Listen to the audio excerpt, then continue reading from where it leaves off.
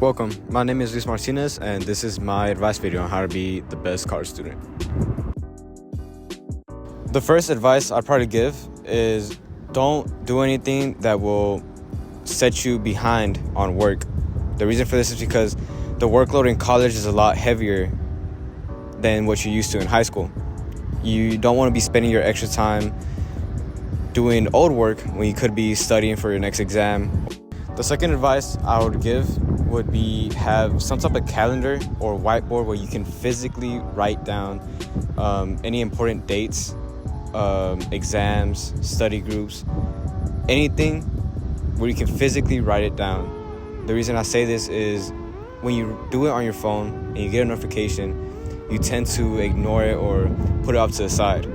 Whenever you have some type of board that's in front of you where you see it every day, you tend to intake it more efficiently and you'll actually get to those things. You'll actually study for that exam. The third advice I would give is study for your exams.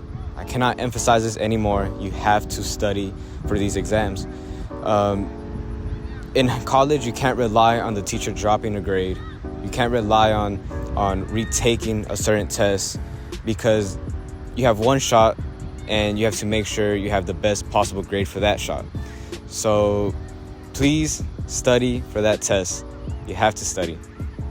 The fourth advice I would give would be have good time management. I kind of touched on this with the first advice, but you want to move with your day. You want to move on with your days efficiently and make them productive.